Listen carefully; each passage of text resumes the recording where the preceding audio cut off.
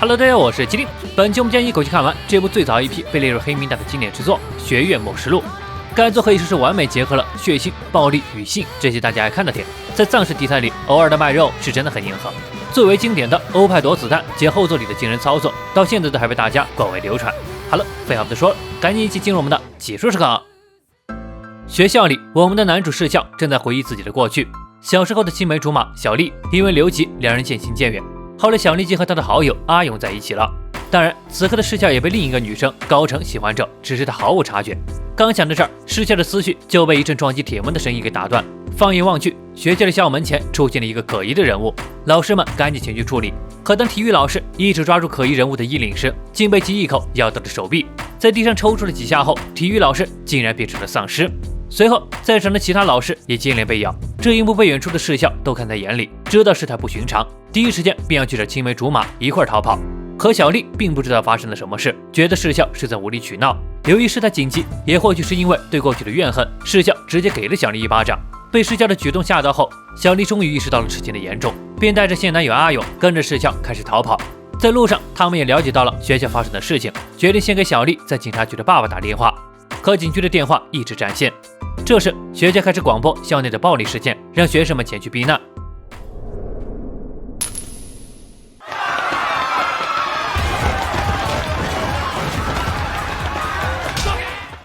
整个学校都陷入了混乱，眼看教学楼全是人，根本挤不进去。阿勇带着他们跑去了管理栋，可在路上，他们碰到了丧尸。面对突如其来的丧尸，给小丽吓了一跳。不过她很快便振作起来，运用在长枪不学到的本事，拿着自制的武器刺中了丧尸的心脏。然而丧尸并没有因此倒下，阿勇赶紧上前帮忙，可谁料丧尸来了个180度旋转，咬中了阿勇的手臂。无论他们怎么攻击，丧尸死活不松口。这一下视效算是明白了，这怪物已经是个死人，普通的攻击是根本没用的，于是便学着电视里一样，对着丧尸的头猛砸了下去。被爆头后，丧尸终于是死了。他们知道，如果再碰上更多的丧尸，以他们的战力一定是抵挡不住的，决定先去天台等待救援。可到了天台，他们才发现事情远比他们想象的糟糕。学校之外也早已遍地狼烟，甚至连自卫队都全军出击。此刻的学校已然成为了杀戮的舞台。比如这一对，上一秒还声称彼此是永远的朋友，下一秒就因为其中一位被丧尸抓住而狠心的踹开了对方，结果自己也被丧尸抓住。除此之外，还有无法接受真相而选择自杀的学生。再看视效这边，情况也不妙，他们就快被丧尸包围了。此刻的他们已经知道，只有爆头才能杀死丧尸，是绝不能与尸群硬碰硬的，决定先躲开丧尸，在天台上的天文台守住楼梯，再从长计议。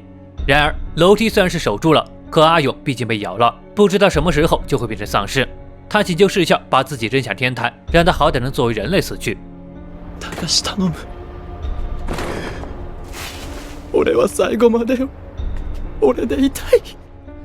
阿勇因为救自己而被感染，小丽当然不会同意了。结果就因为小丽一直阻拦，错失时机，阿勇还是变成了丧尸，视效也不得不将其一起爆头。看见男友死在自己面前，小丽在心态崩溃之下，竟然指责视效是因为自己和阿勇交往才想报私仇。对此视效是无话可说，干脆决定独自下楼打丧尸去。吓得小丽这才恢复了理智，赶紧向视效道歉，将其拦住。几番周折下，视效和小丽曾经的感情似乎又重新燃起了火花。事情平静下来后，小丽再一次拨通了父亲的电话。这一次电话虽然通了，但信号很微弱，小丽的父亲根本听不清这边的声音。似乎那边也出现了丧尸，但至少是知道了父亲暂时没有事情。于是两人便开始着手离开天台。视效对着一直想冲上来的丧尸们举起了高压水枪，丧尸们被强大的冲击击溃。趁此之机，两人顺利离开天台，决定去寻找其他幸存者一起逃离这里。此时校医室里，一个男学生和校医静香被困在里头。为了保护校医，男学生被丧尸围攻。紧要关头，一位叫亚子、精通剑术的女子突然出现，救下了校医。在杀死了一众丧尸后，亚子称赞了男学生的勇敢，并帮助他以人类的身份得到解脱。男のプライドを守ってやることこそが女たるのスタイルなのだ。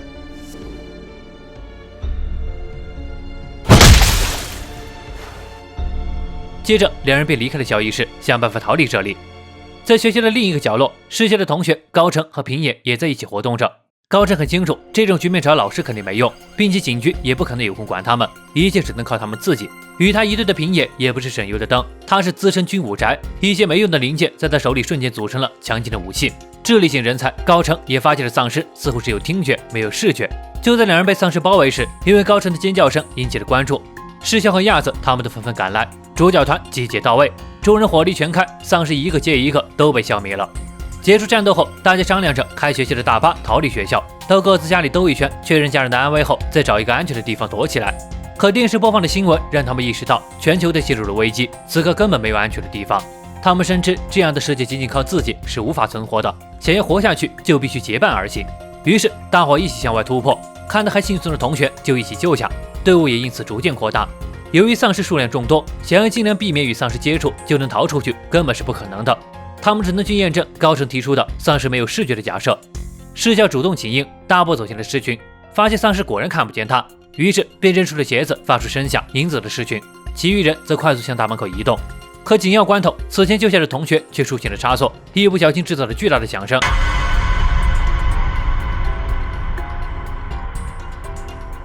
把附近的丧尸全都吸引了过来。不得已下，他们只能用速度取胜，一边猛跑一边清理挡路的丧尸。这样冒险的行动也导致出现了人员伤亡，其中有一对情侣，男生被丧尸咬伤，尽管高成再三阻拦，女生还是跑去男生身边赴死。私わかるわ。もし世界中がこうなってしまったら、愛する人と死ねた方が幸せよ。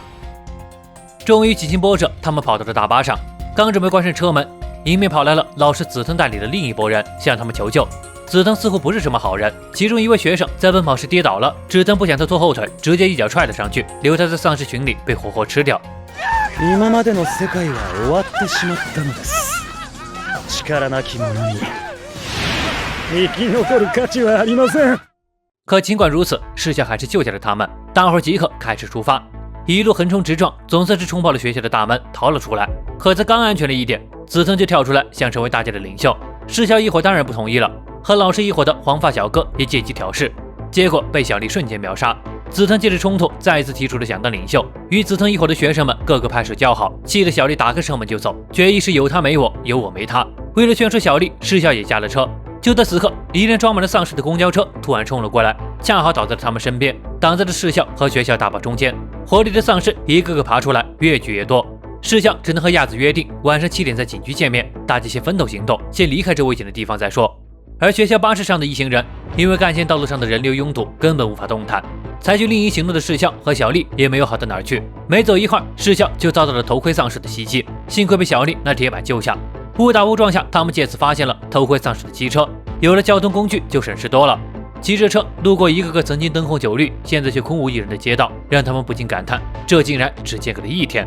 没过多久，他们看见了路旁有一辆巡逻的警车，仔细搜寻后，他们发现了不少有用的武器，包括这把手枪。拿着手枪后，小丽就安心了许多。两人继续向目的地行驶，但两人并不知道，在暗处正有一双眼睛在盯着他们。他们前往了加油站给技师加油，因为身无分文，世孝只能前往商店的收银台找些钱。可前脚刚离开，小丽就被一个男人拿刀挟持。男人的家人都变成了丧尸，为了生存，他只能亲手杀死了自己的亲人。这样他处于近乎疯狂的状态，想要夺走机车，并且开始对小丽动手动脚。这把世孝气得不行，索性扔下了棒球棍，制造了响声，吸引附近的丧尸靠近。接着假装听从男人的安排，给技师加满油。见油加满，男人让世孝离开，但世孝却借着说话不断靠近男人，最后找准时机，一把冲上前去，拿枪对准男人。要知道在加油站开枪很可能会引爆这里，但世孝没有丝毫犹豫，扣动了扳机。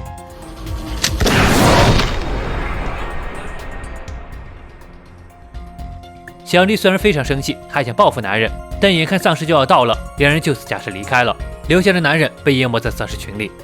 与此同时，城市里机场这边，没想到只有坐船才能到的海上跑道也出现了许多丧尸。特种部队在名为南里香的射击高手的帮助下，维持着机场的安全。南里香也正是孝义静香的好友，所以在消灭这一波丧尸后，南里香决定前往市区寻找好友静香。此时世孝这边虽然也想和亚子他们赶紧会合，可街道上的幸存者因为事态的不受控，不分敌我的相互厮杀了起来。而世孝的出现引起了大家的注意，纷纷对他们展开了攻击。世孝只能赶紧弃尸逃跑。结果刚跑到大桥附近，又发现大桥因为严格的放行制度而拥堵不堪，只能换路前行。此刻的大桥上不仅有严苛的审查，警察还要一边抵御丧尸的进攻，一边安抚受到惊吓的群众。但总是有些爱惹事的学生，以为趁机法律做保护，擅自闯入桥上添乱。警察哪有时间好好讲道理，直接启动喷水枪，将他们喷到河里去了。视角转到另一边，因为交通堵塞，没有任何进展的巴士，高成静下心来分析现状，思考着该如何在这混乱中博得一线生机。可一旁的紫藤进行着诱导性的演讲，让这个本就洋溢着抑郁气氛的巴士中正在形成以他为中心的危险势力。明眼人都知道事情不太妙，于是鸭子一伙毅然决然地放弃了巴士，准备先去和世孝他们会合。毕竟在末世里和可靠的人在一起行动，才不会有后顾之忧。紫藤思考再三，还是同意他们离开，但临走前却硬是要留下孝一静香。他觉得这个时候医生或许能帮上大忙。对方的得寸进尺也终于激化了两边的冲突，平野开枪示威，彻底撕破了脸。这一通操作下来，紫藤立马怂了，他们也顺利离开了巴士。但倒霉的是，僵尸还没过一会儿，他们就碰上了狮群的攻击。虽然亚子和平野奋力抵挡，奈何丧尸数量实在太多。就在这危急时刻，恰好世孝他们就在附近，听到枪声后赶紧前来帮忙。主角团集结完毕后士气大涨，很快便解决了狮群。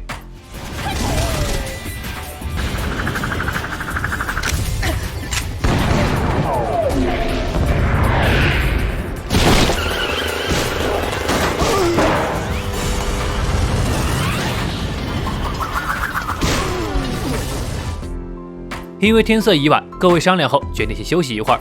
正好静香的好友南里香就住在附近，因为常年不在家，便把钥匙给了静香，偶尔去换换气。于是世孝决定先和静香老师去确认一下南里香家中的安全程度，发现没什么问题后再接上大家。很快他们来到了南里香家里，发现这南里香也不简单，开的车都是军用型的悍马。一路奔波的他们有了庇护所后，终于可以安静的休息一下了。这一集也是全片福利最密集、尺度爆炸的一集，这里喜林就不详细解说了，感兴趣的可以自行观看。趁着女生们洗澡的时间，世孝和平野在家里寻找有用的工具，结果竟发现了很多枪支武器。这样军事发射有的平野是兴奋了半天。让大家意外的是，平野竟然还接受过专业的真枪训练，在这到处都是丧尸的节骨眼是充满了安全感。另一头，不远处的大桥上情况是不容乐观，警察调动了警局的所有人员前往大桥维护治安，但人手还是不够。加上上级县警察局自己也忙得不可开交，根本无法派出支援，把一切权力都交给了警长，并告知他只要能维持治安，什么手段并不重要。眼看路上即将被逐渐增多的人群冲破，抗议者的身影也此起彼伏。他们认为丧尸是政府和漂亮国合谋开发的生化武器。随着抗议的声音越来越大，大街上聚集的丧尸也开始增多，警察不得已开枪抵御丧尸的进攻。但开在幸存者眼里就不一样了，高呼着警察对市民使用无差别反动暴力。为了顾全大局，在劝说无果后，警长做出了一个可怕的决定。我々は治安維持のために必要なすべての手段を取れと命じられている。法律的には怪しいが、命令は絶対だ。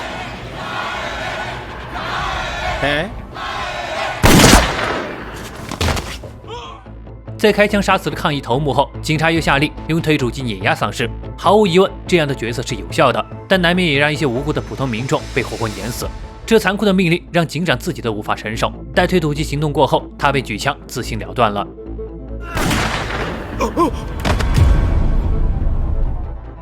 同一时间，世孝一伙在屋里的灯光和声响吸引了路边的小狗，小狗不停的叫喊声吸引了大批的丧尸。这下情况不妙了。而且街上不仅有丧尸，还有存活的人类。虽然世孝有一颗想要救下所有人的心，但他们根本没有与之相匹配的能力。如果开枪，不仅会吸引丧尸，还会引来更多幸存者。为了自己能够生存下去，他们也只能做残忍的旁观者。可是没过多久，他们看到了一对妇女在寻找庇护所。他们敲响了一栋房门，但是里面并没有人回应。逼不得已，父亲声称要砸开大门，同归于尽。里头人一听，这才打开了大门。父女俩觉得自己终于得救了，可谁想门刚打开，父亲就被小刀刺中。屋里已经挤满了人，他们不愿意再有其他人分担他们的物资。就这样，父亲倒下了，临死前还一直嘱咐女儿躲起来。爸爸，大丈夫だから隠れなさい。誰にも見つからないように。看到父亲死在自己面前，女孩幼小的心灵根本承受不住，大声痛哭了起来。这声响也惊动了附近的丧尸。眼看着女孩就要被丧尸包围，平野毫不犹豫地扣动了扳机。平野、撃たないんじゃなかったのか。生き残るために他人は見捨てるんじゃなかったのか。小さな女の子だよ。助けるんでしょ。僕はここから援護するから。接着，在众人的支持下，视效骑机车去拯救女孩。这一决定才让他们再一次意识到自己还是人类，是有感情的生物。视效一路冲撞着向女孩驶去，平野掩护着视效狙击靠近了丧尸。就这样，总算是顺利到了女孩身边，但危险还在继续，丧尸越聚越多，很快视效便寸步难行。造成了这么大的动静，家里的大伙商量后决定离开这是非之地。交通工具正好有了军用型的悍马，他们计划开车去救回视效和女孩，然后向河对面前进。视效一边简单的安葬了这位了不起的父亲后，眼看着门口聚集的丧尸已经多到根本无法突破，视效想到了一个办法，背起女孩在狭窄的围墙上走了起来。此时后方的支援已经赶到了。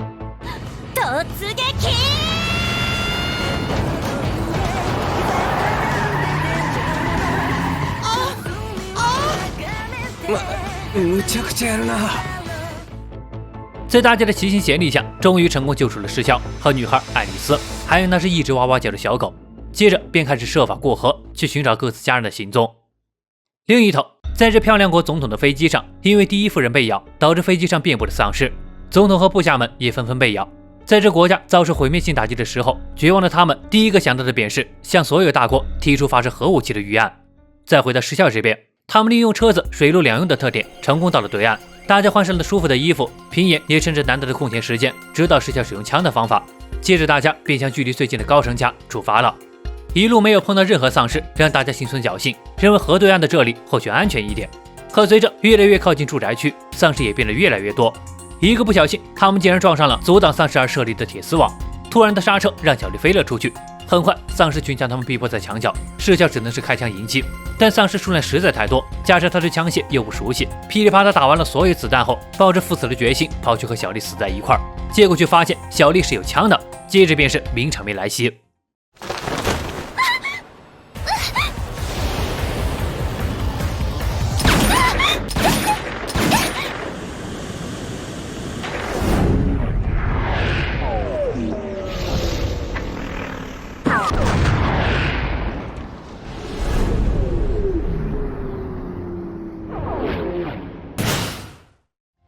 丧尸的数量根本不是他们小队能抗衡的。就在大伙已经失去了战斗信心时，小狗狗突然跳了出来，即便是他在这一刻也在不甘地反抗着。这一幕让视效和亚子又燃起了斗志，决定单独行动引走尸群。可毕竟两个人制造的声响太过有限，没有达到预想的效果。感受到死亡即将来临，平野准备将爱丽丝丢到安全的铁网对面。就在这最后的诀别时刻，希望的曙光终于是降临了，一副全副武装的小队赶来救他们了，并让他们进入了铁网里面。原来小队是高城的母亲带来救女儿的，可视效和亚子因为单独行动离得很远，只能另想办法迂回着靠近铁丝网。因为过来的时候他们并没有碰到丧尸，所以第一选择便是往后撤。没过多久，他们便找到了一辆可以水上行驶的车子，随即便冲入了水里。这下子丧尸是过不来了，可亚子来了个彻底失身，只能先找个地方换个衣服，再继续出发。或许是因为独处太过尴尬，视效问起了亚子是否有喜欢的男生，亚子只是回答了有，就没有再处下去了。到了晚上，视效把车开进了公园的水池，再用胶带让车自动沿着水池转圈，由此制造响动吸引丧尸，他们则趁机溜走。这场战斗，亚子又一次展示了他高手的剑技，仅凭一人就抵挡了众多丧尸，直到他碰到了一群丧尸小孩。面对孩童，亚子迟疑了，似乎有什么隐情让他无法下手。幸亏视效赶来救下了他，两人这才顺利逃走。因为天色已晚，他们迫不得已决定在神社先住一晚。亚子也告诉了视效他内心隐藏的黑暗。曾经他有过喜欢的男孩，但是从未表白过，因为他觉得自己没有表白的资格。4年前，亚子走夜路时遇到的色狼，虽然知道自己手里有步刀，已经占据压倒性的优势，可亚子却故意装作害怕，引诱男人进一步行动，再然后打断男人的肩胛骨和大腿骨，这让他感受到异常快乐。这就是亚子内心的黑暗，他为力量所陶醉，并且乐在其中。像他这种人，怀着一颗少女的真心喜欢男生，连他自己都觉得不会被认可。看见丧尸小孩时，亚子突然发现自己没有任何改变，反而更加严重了。视效为了安慰和支持他，随即握住了亚子的手，并给了他一吻。第二天一早，两人本想离开，可不曾想丧尸群又一次围住了他们，但亚子还是犹豫不决。为了他们能够活命，视效走上前来，给了亚子一个理由。たとえお前がどれほど汚れていようと、生きている限り僕はお前に憧れ続けてやる。お前を最高の女だと信じ抜いてやる。だから死ぬな。僕を死なせるな。頼む。僕のため全ての罪とともに本当のお前であり続けろ。世夏的认可和接纳让亚子决定直面自己的黑暗，也试着接受黑暗。这下亚子算是彻底觉醒了。对杀戮感受到快乐的亚子毫不费劲地解决着所有的丧尸，并让世夏对他负责。对此世夏是求之不得，但他知道这仅仅只是为了他们能活下去的说辞罢了。几经波折，他们终于回到了高城家。这里的生活似乎回到了没有丧尸的时候，但跟以前不一样的是，这里有很多大人，他们不用帮忙，甚至会被瞧不起。于是大伙开会商议，得出的结论是，在如今的世界，与更强大的团队相遇，只有2种结果：要么被大团体吞噬，要么离开这里，继续他们以前的流浪生活。世孝考虑到大家的安危，其实更偏向于待在这里。但意外的是，高成却不同意，因为他不能接受父母对他的态度。可以只用2天就建立起铁丝网救下大家，也可以什么也不做便认定了他的死活，果断放弃了救援。说到这儿，世孝一把抓起了高成的衣领。不管如何，至少高成已经回到了父母身边，而其他人的父母都还生死未卜呢。高成这才冷静下来。可是他们的担心并不是没有道理的，因为现在高成家管事的人一郎，也就是高成的父亲，是一个非常专政的人。家中一个家臣为了救伙伴意外感染变成了丧尸，他便当众斩杀，树立自己的威信，并鼓励大家战斗。另一边，平野也和世孝吵了起来，爱丽丝跑来劝阻，这让世孝想起了一个故事。很久以前，有一艘军舰经历了重重困难，到达了南太平洋的乐园。他们在这里待了半年后，决定再次出航。可不到1个月就发生了暴动，因为乐园的生活太过轻松，船员们的纪律松懈，导致他们再也无法团结一致。世孝他们现在就像到达了这样的乐园，轻松的日子让他们也无法再一次团结起来。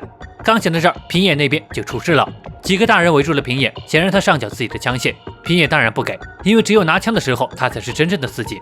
劝说无果的大人们便准备开始抢夺，争吵声引来了当家的一郎。一郎那压倒性的气势让平野支支吾吾，说不出话来。但这时世孝和高成他们走了过来，直面一众大人们，丝毫不惧，告诉了他们，从我们开始时便是平野在保护他们。这强硬的态度才让他们守住了枪支。没多久，一些被救的幸存者和高成吵了起来。他们认为那些丧尸并没有死去，而是得了一种杀人病。他们可不相信尸体可以随意走动，并把高成他们定义为沉迷暴力的高中生，号称自己热爱和平，但却忘了他们自己什么也没有干，一直被所谓沉迷暴力的人给保护着。高成是气得不行，但平野却表示理解。人間って見たくないものは見ないでいようとするんです。誰も自分を否定されたくない。だからほとんどの人は何かが起こっていると分かっていても何もしないんです。这一点，曾经陷入过三角恋的世孝也感同身受，不由得发出了认可。高成和平野听到后相视一笑，能听取别人的意见，这或许就是大家愿意让世孝当领队的原因吧。另一边的屋里，一郎送了亚子一把名刀，因为他曾接受过亚子父亲的剑术指导，也想让亚子保护高成。至于为什么拜托亚子，是因为虽然一郎对世孝的评价很高，但他能看出来世孝的眼神里还没有那么坚定。可就是在眼中不坚定的世孝，在小丽的鼓励下，却坚定地站了出来，决定离开这舒适地，去寻找家人。大家自然是不同意了，决定一同出发。而与此同时，学校大巴一边，老师紫藤还在持续给学生们洗脑，稍有顶嘴就会被扔下大巴，自生自灭。巧乐的是，他们此刻也来到了高成家。紫藤利用一个学生给混了进来，又因为紫藤父亲是国会议员，还由此受到了款待。但只有他自己知道，他有多痛恨自己的议员父亲。这个暴君曾经让他的母亲受苦，甚至被逼自杀。等紫藤当了老师，父亲又逼迫他让小丽留级，以此来警告小丽的警察父亲不要惹事。这也是小丽一开始就如此痛恨紫藤的原因。当年父亲哭着对小丽说抱歉的样子，小丽永远都忘不了。所以当小丽看见紫藤来到高成家时，二话不说便冲了上去，用长枪直指紫藤。大家也并没有阻止，一郎和亚子都认为这件事该有所了结，应该让小丽自己做决定。场面僵持了几秒后，小丽放下了枪，她认为紫藤不值得自己动手。曾经和紫藤父亲打过交道的一郎也无法容忍这种混蛋出现在自己家里，便赶走了紫藤以及被他教坏的学生。此时天空上，在这总统的飞机上，即便高层们一个个相继去世，但还是有人下达了释放核武器的命令。接二连三的核弹释放似乎预示着世界末日的来临，当然也有国家开始拦截这些核弹。一开始拦截进行的还算顺利，可因为其中一个舰队被丧尸袭击，导致疏漏了一颗核弹，危险即将来临。就在校医镜像终于响起了好友南里香电话，正在联系时，突然天空变成了白茫茫一片，电话也没有了信号。那枚核弹在大气层爆炸了，由于电磁脉冲导致集成电路故障，所有的电子设备都无法使用了。也就是说，现在的高成家已经无法自行供电，很多设备都成了摆设。而就在此刻，学校大巴的报应终于也来了。紫藤一伙人因为车子发生故障，一头撞在路障上，涌进的丧尸很快便会将他们吃进肚子里。但也因为他们破坏了路障，给高城家带来了毁灭性的灾难。大量丧尸通过路障涌来，虽然他们及时关上了大门，但尸群数量实在太多，很快大门就被丧尸推倒，高城家瞬间就变成了人间地狱。虽然大家都在拼死抵抗，但心里很清楚，这种状况下他们很快便会失手。然而一郎并没有打算固守防线，决定召集人马对丧尸发起反攻，以此寻求一线生机。在决议赴死前，他把高城托付给了平野和石啸。平野君、娘を頼む。パパ、それって一体。ママ。宗一郎さんと私には役割があるのよ。さやちゃん、あなたを平野君や小室君にお預けするのが親としてただ一つのわがまま。そしてそのことにすら罪悪感を覚えている。